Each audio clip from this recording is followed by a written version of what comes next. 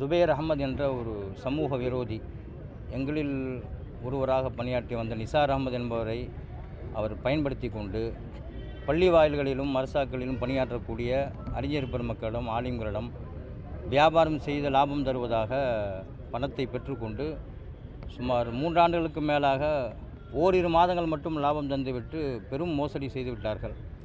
இவருடைய நோக்கம் இஸ்லாமிய மதகுருமார்களை மிக குறைவான வருமானத்தில் வாழ்வாதாரத்துக்கு போராடக்கூடியவர்களை குறிவைத்து இவர்கள் பொது மக்களிடத்திலே அல்லது காவல்துறையில் புகார் செய்ய மாட்டார்கள் என்ற நோக்கிலே அவர்கள் பெரும் மோசடி செய்து ஏமாற்றி வந்து விட்டார்கள். இந்த சமூக விரோதிகளை அடையாளம் கண்டு சமூகத்திற்கு நாம் சொல்ல வேண்டும் என்ற நோக்கில்தான் நாங்கள் எல்லாம் ஒன்று கூடி முன்னாள் மாண்புமிகு அமைச்சர் அவர்களை பார்த்து நாங்கள் புகார் தந்தோம். தொடர்ந்து நம்ம மாவட்ட கண்காணிப்பாளரையும் சந்தித்து புகார் தர இங்கே வந்திருக்கோம்.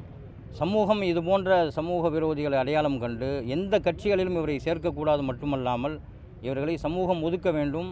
இவர்களை கைது செய்து பாதிக்கப்பட்டவர்களுடைய அந்த தொகைகளை மீட்டு தர வேண்டும் என்று நாங்கள் கோரிக்கை விடுக்க வந்திருக்கிறோம்.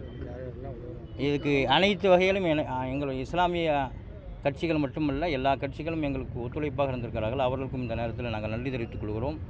மற்றும் இங்கே எங்களுடைய கோரிக்கைகளை சமூக மக்களிடத்தில் எடுத்துச் செல்லுமாறு அன்புடன் நாங்கள் மண்டல ஜமாத் 2.25 கோடி ஏறக்கூடிய சுமார் 50க்கும் மேற்பட்ட உலமாக்களிடத்தில் அவர்கள் மோசடி செய்திருக்கிறாங்க.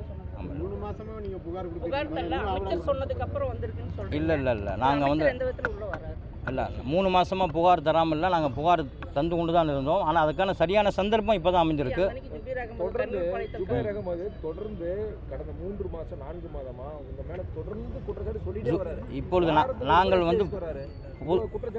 வந்து பொதுமக்கள்கிட்ட வரமாட்டோம், நாங்கள் மீடியாவுக்கு வரமாட்டோம்னு தெரிந்து தான் அவன் வந்து வீடியோ போட்டிருக்கான்.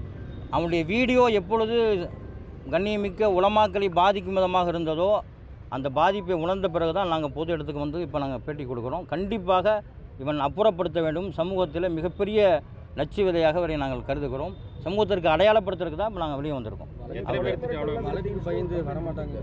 அதாவது மக்களை வந்து ஏமாற்ற வேண்டும் அல்லது உலமாக்களை ஏமாற்ற முடிவு பண்ண ஒருத்தன் எல்லா விதமான பொய்களையும் அவன் சொல்லுவான். அதை வந்து நம்ம எடுத்துக்கொள்ள முடியாது. இது முழுக்க பொய்யான தகவல்.